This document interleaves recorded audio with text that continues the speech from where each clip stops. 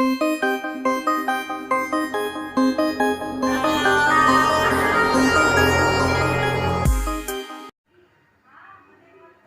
बच्चों, क्या हाल चाल। आई होप आप लोग बढ़िया होंगे। तो दोस्तों, जैसे कि आपको यहाँ पर बोर्ड देखने को मिल रहा है और मैं यहाँ पर आपको साइंस पढ़ाने वाला हूँ आज की डेट पे। तो गाइस, आज 30 जून है। साइंस का लेक्चर 1 है क्लास 10th के स्टूडेंट्स के लिए। ओके, तो यहाँ पर आप कंटिन्यू लेक्चर लेना, तभी आपको चैप्टर समझ में आने वाला है। तो यहाँ पर हम चैप्टर की शुरुआत करते हैं और चैप्टर 1 है। चैप्टर 1 का यहाँ पर मैंने नेम लिख दिया, जैसे कि यहाँ पर केमिकल रिएक्शंस एंड इक्वेशंस आपको देखने को मिल रहा होगा। तो केमिकल रिएक्शन एंड इक्वेशन, पहले चैप्टर के नाम पे घुसने से पहले मैं आपको कुछ चीज़ बता देता हूँ। आपने क्लास 8th या 9th में पढ़ा होगा कि जो केमिकल रिएक्शंस होती है उसकी प्रॉपर्टीज होती है। एक केमिकल होती है और एक फिजिकल, दो प्रॉपर्टी होती है किसी भी मैटर की। तो मैं यहाँ पर लिख देता हूँ, कोई मैटर है उसकी प्रॉपर्टी है केमिकल, केमिकल प्रॉपर्टी होती है, और कोई फिजिकल प्रॉपर्टी होती है।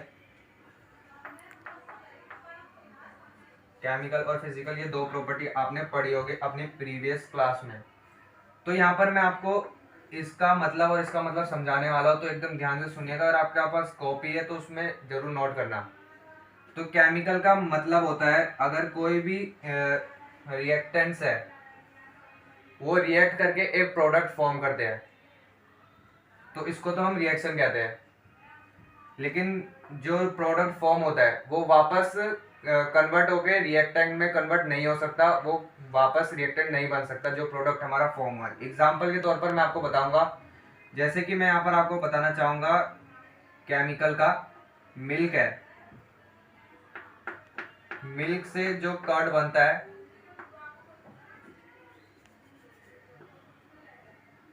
ये केमिकल हमारा प्रॉपर्टी हो गई किसी भी मैटर की। जैसे कि जो हमारा मिल्क है वो रिएक्ट करके कर्ड में फॉर्म होता है, लेकिन जो हमारा कर्ड है वो वापस मिल्क में कन्वर्ट नहीं हो सकता, जो हमारी केमिकल प्रॉपर्टी को दर्शाता है किसी भी मैटर की। और गाइज, यहाँ पर फिजिकल प्रॉपर्टी ये होती है जैसे कि कोई भी सब्सटेंस है अगर वो रिएक्ट करके कोई प्रोडक्ट फॉर्म करता है तो वो वापस उस पे आ सकता है, उस रिएक्टेंट पे वो कन्वर्ट होके आ सकता है। जैसे यहाँ पर मैंने एग्जांपल दिया आपको वाटर और आइस में कन्वर्सन का। मतलब अगर हम वाटर को 0 डिग्री सेल्सियस में ले जाए तो ये आइस में कन्वर्ट हो जाता है। तो वैसे ही आइस को अगर हम ज़्यादा तापमान दे तो वाटर में कन्वर्ट हो जाएगा, अगर उसको हीट दे ज़्यादा तो वो वाटर में कन्वर्ट हो जाएगा, जो कि फिजिकल प्रॉपर्टी को दर्शाता है किसी भी मैटर की। तो जैसे कि आपने देखा ही होगा अपने लाइफ में, आपके पास अगर रेफ्रिजरेटर है तो उसमें आपकी जो पानी है वो बर्फ़ में कन्वर्ट हो जाती है। ये कुछ इस तरीके से एग्जांपल है, आप इनको इस तरीके से याद कर सकते हो। तो रही बात, मैंने आपको ये दोनों चीज़ आपको याद दिलाया केमिकल और फिजिकल के बारे में। ये चीज़ दो प्रॉपर्टी आपने अभी मेरे लेक्चर में अपने आपने देख लिया। तो यहाँ पर मैं अब आपको बताने वाला हूँ कि केमिकल रिएक्शंस क्या होती है। तो यहाँ पर केमिकल रिएक्शंस, तो गाइज अगर आपके पास एनसीईआरटी है तो वो और भी अच्छी बात है, क्योंकि मैं यहाँ पर आपको एनसीईआरटी से पढ़ा रहा हूँ और ये रही एनसीईआरटी आपके पास है, तो प्लीज़ आप इसको ओपन करके इस लेक्चर के सामने बैठिए। तो गाइज यहाँ पर मैं आपको बताना चाहूँगा कि केमिकल रिएक्शंस क्या होता है।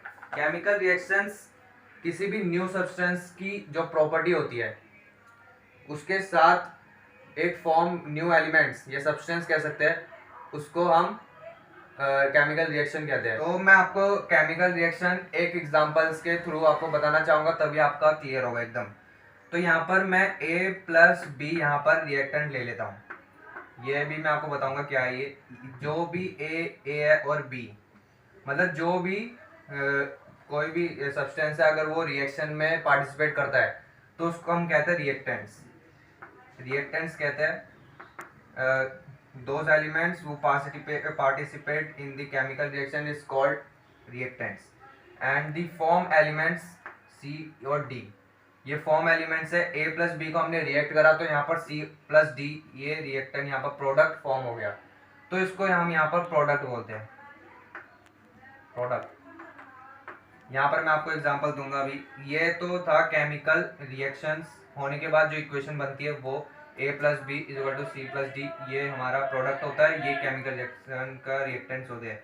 आपको इस तरीके से आप याद कर सकते हो, जो एरो होता है उसके लेफ्ट साइड हमेशा रिएक्टेंट्स होते हैं और उसके राइट साइड जो भी फॉर्म होगा उसको प्रोडक्ट बोलते हैं। तो यहाँ पर मैं आपको एक एग्जांपल के थ्रू बताना चाहूँगा, इसको मैं रब कर देता हूँ। यहाँ पर मैं आपको एग्जांपल के थ्रू बताना चाहूँगा, जैसे कि आप कोई सा भी सब्सटेंस ले सकते हैं। मैं यहाँ पर मैग्नीशियम ले लेता हूँ, मैग्नीशियम, और प्लस यहाँ पर मैं ऑक्सीजन ले लेता हूँ, O2 ऑक्सीजन। इसको रिएक्ट कराता हूँ तो गाइस यहाँ पर हमको Mg प्लस O2 को अगर हम रिएक्ट कराते हैं तो यहाँ पर हमको MgO फॉर्म होता है, जिसको हम मैग्नीशियम ऑक्साइड बोलते हैं। और गाइस आपको ये ध्यान रखना है, ये सॉलिड स्टेट में, और यहाँ पर 2 लगा है तो यहाँ पर गैसीय स्टेट में ऑक्सीजन होगी हमारी, और ये जो होगा ये भी सॉलिड स्टेट में होगा। तो इस तरह की रिएक्शन को तो हम केमिकल रिएक्शन कहते हैं, और इस तरह के मेथड को लिखने का तरीका जो मैंने आपको अभी इक्वेशन के रूप में बताया, इसको केमिकल इक्वेशन कहते हैं।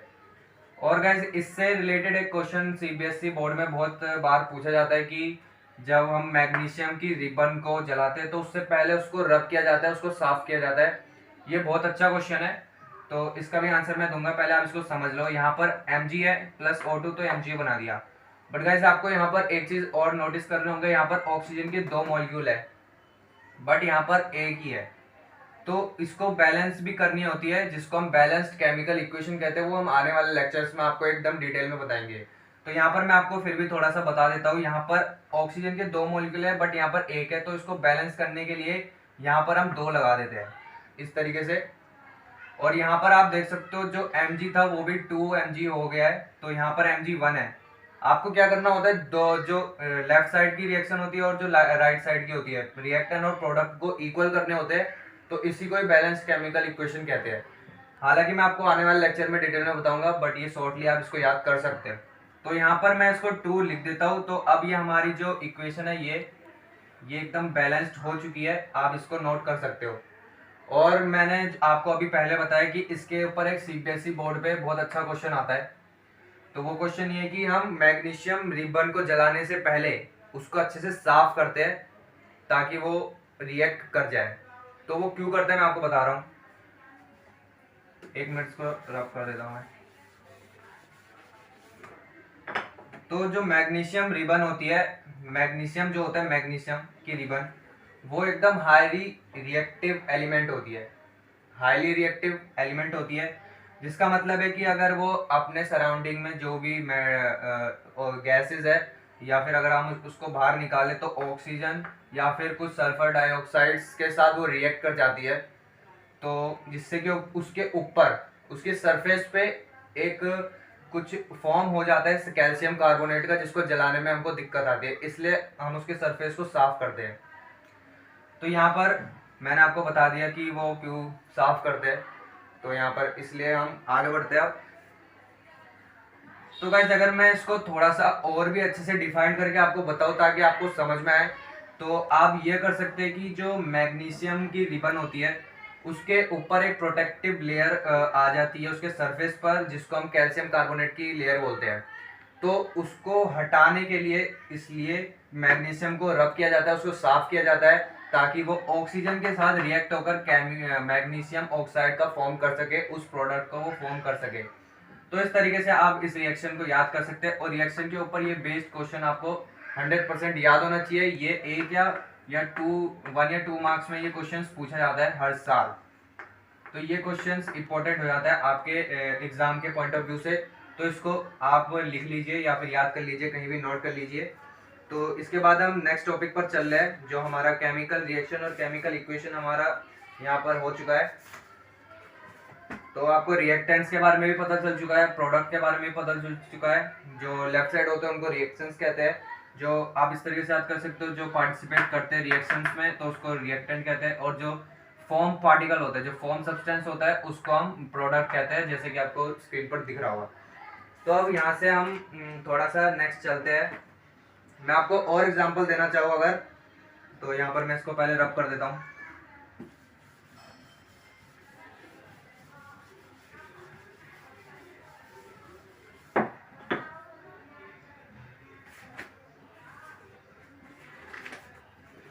तो यहाँ पर मैं आपको बताना चाहूँ कि आप कैसे पहचानोगे कि मतलब कोई भी केमिकल रिएक्शंस हो रही है। मैंने आपको ये तो बता दिया कि केमिकल रिएक्शन कैसे होती है, मैंने आपको इक्वेशन की फॉर्म में भी बताया, रिएक्शन बताया किस तरीके से होते हैं, और एक एग्जांपल दिया मैग्नीशियम ऑक्साइड का। तो आपको इतना पता चलेगा कि केमिकल रिएक्शन होती है, बट कैसे। तो मैं यहाँ पर आपको बताना चाहूँगा कि जब केमिकल रिएक्शन होती है तो उसमें 4 पॉइंट्स आपको हमेशा याद रखने हैं। पहला पॉइंट है कि जब भी केमिकल रिएक्शन होगी तो उसका जो कलर है वो चेंज होगा, चेंज इन कलर। दूसरा पॉइंट आपको ये याद रखना है कि उसमें से गैस एवोल्यूट होगी, गैस निकलेगी। तो आपको यहाँ पर दूसरा पॉइंट ये लिखना है, evolution of gas, evolution of gas. दूसरा पॉइंट आपको ये हमेशा याद रखना है। और तीसरा पॉइंट आपको ये याद रखना है कि उसका स्टेट चेंज होगा, change in state, change in state. मतलब अगर वो लिक्विड में है तो वो सॉलिड बन जाएगी, सॉलिड में है तो गैस बन जाएगी, कुछ इस तरीके से वो उसका स्टेट चेंज होने वाला है। तो ये 3 तो हो गया। और चौथा पॉइंट दोस्तों हमारा ये है कि उसका जो टेम्परेचर होगा, अगर लो टेम्परेचर है तो बढ़ जाएगा, बढ़ जाएगा तो घट जाएगा, कुछ इस तरीके से उसका टेम्परेचर भी यहाँ पर चेंज होने वाला है, चेंज इन टेम्परेचर। तो ये 4 इंपॉर्टेंट पॉइंट्स है। आप ये क्वेश्चन भी आ सकता है कि what are the factors in which chemical reaction will happen, कौन से फैक्टर्स ऐसे हैं जिसके थ्रू केमिकल रिएक्शन होती है, या कैसे पता करें कि केमिकल रिएक्शन हो रही है। तो ये 4 पॉइंट्स आपको याद होने चाहिए, इसको रिमेंबर आपको होना चाहिए आपको। तो मैंने आपको केमिकल रिएक्शंस, इक्वेशंस और वो कैसे होती है केमिकल के बारे में मैंने इन डिटेल आपको यहाँ पर बता दिया है। और we are move to next topic. यहाँ पर बैलेंस्ड केमिकल इक्वेशंस है, राइट अ केमिकल इक्वेशन, मैंने आपको बता दिया है। तो अब हमारा बैलेंस्ड केमिकल इक्वेशन है टॉपिक, यहाँ पर मैं लिख देता हूँ। आई होप गाइस आपने ये नोट कर लिया होगा। ये इंपॉर्टेंट 4 पॉइंट्स थे, ये आपके सीबीएसई बोर्ड में भी पूछे जाते हैं और 2 या 3 मार्क्स में भी ये पूछे जाते हैं। तो यहाँ पर अब हमारा यहाँ पर 1.1.2 है, 1.1.2। अगर आपने बुक निकाली है तो आपको ये पता होगा। यहाँ पर balanced chemical equation, balance chemical equation, ये हमारा टॉपिक है। तो यहाँ पर मैं इस टॉपिक के ऊपर एक सेपरेट वीडियो भी बना दूंगा, बट यहाँ पर मैं थोड़ा सा शॉर्टली आपको बता देता हूँ। सेपरेट वीडियो का मतलब है कि अभी तो मैं यहाँ पर आपको चैप्टर कंप्लीट करा रहा हूँ, बट सेपरेट वीडियो के अंदर मैं सिर्फ इसी टॉपिक के अंदर कम से कम 25-30 मिनट की वीडियो के अंदर मैं सिर्फ इसी टॉपिक के अंदर बहुत सारे एग्जाम्पल्स और इस टॉपिक के बारे में प्रीवियस ईयर क्वेश्चंस और बहुत से कुछ मैं आपको सेपरेट वीडियो में बता दूंगा। यहाँ पर अभी हम थोड़ा सा जान लेते हैं ताकि आपको पता चल जाए कि बैलेंस केमिकल इक्वेशन क्या होता है। तो यहाँ पर मैं एग्जांपल लेता हूँ ताकि आपको और भी अच्छे समझ में आए। तो मैं वही एग्जांपल लेता हूँ, Mg plus O2 is equal to MgO। और अगर मैं एक और एग्जांपल लूँ यहाँ पर दूसरा, यहाँ पर मैं कार्बन प्लस ऑक्सीजन को अगर रिएक्ट कराता हूँ तो यहाँ पर कार्बन डाइऑक्साइड फॉर्म होता है। वैसे आपको ये तो पता होगा, ये carbon, O oxygen, Mg magnesium. अगर आपको टेबल याद नहीं है तो आपको याद कर लेनी है। तो यहाँ पर बैलेंस्ड का मतलब है कि जो बोथ लेफ्ट एंड राइट, मतलब जो रिएक्टेंट्स है और जो प्रोडक्ट है उनके जो एलिमेंट्स है वो इक्वल होने चाहिए हमेशा। तो इसको बैलेंस्ड केमिकल इक्वेशन कहते हैं। मैं आपको बता दूंगा, अभी पहले मैं इसको बैलेंस करके बता देता हूँ किस तरीके से बैलेंस करते हैं। तो यहाँ पर आपको देखने को मिल रहा होगा जो ऑक्सीजन है यहाँ पर नीचे 2 है, इसका मतलब है ऑक्सीजन के 2 मॉलिक्यूल यहाँ पर प्रेजेंट है। और आपको प्रोडक्ट में यहाँ पर देखने को मिल रहा होगा कि ऑक्सीजन है बट यहाँ पर 2 नहीं है, यहाँ पर ऑक्सीजन का एक एटम यहाँ पर आपको देखने को मिल रहा है। तो हम क्या करेंगे, जो ये 2 है हम यहाँ पर इसको 2 से मल्टीप्लाई कर देंगे, तो यहाँ पर ऑक्सीजन के यहाँ पर 2 मॉलिक्यूल हो गए। तो यहाँ पर अब आपको देखने को मिल रहा होगा जो Mg था उसके आगे 2 है, तो इसका मतलब जो Mg है उसके भी यहाँ पर 2 मॉलिक्यूल यहाँ पर आपको देखने को मिल रहे हैं। बट यहाँ पर लेफ्ट साइड में एक है, जो रिएक्टेंट में एक है, तो हम यहाँ पर भी इसको 2 से मल्टीप्लाई कर देते हैं। तो वैसे अब हमारा ये जो रिएक्शन था वो बैलेंस्ड हो चुका है। तो इस तरीके से आप बैलेंस कर सकते हैं। और इसका आपको बैलेंस खुद करना है, इसको कमेंट बॉक्स में आपको बता देना है किस तरीके से बैलेंस करना है।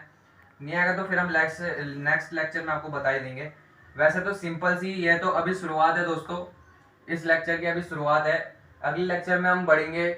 आज फिलहाल इस लेक्चर में हम इतना ही पढ़ाने वाले हैं आपको, और इसका आप मेरे को कमेंट बॉक्स में जरूर बताना। ये मैथमेटिक्स ट्यूटोरियल चैनल पर हम आपको साइंस भी प्रोवाइड कर रहे हैं, तो आपको इसका बेनिफिट लेना चाहिए। हम एनसीईआरटी से पढ़ा रहे हैं तो और भी अच्छी बात है आपके लिए, 10th बोर्ड तो और भी अच्छी बात है। तो इसका तो आप बता ही देना। तो आप फिलहाल आज ही के इस लेक्चर में बढ़िया तो कैसा लगा लेक्चर? आई होप आपको लेक्चर अच्छा लगा होगा। तो एनसीईआरटी तो ले ही लेना यार, एनसीईआरटी से पढ़ाता हूँ मैं भी और ये भी एनसीईआरटी। तो मिलेंगे नेक्स्ट लेक्चर में, तब तक के लिए बाय बाय।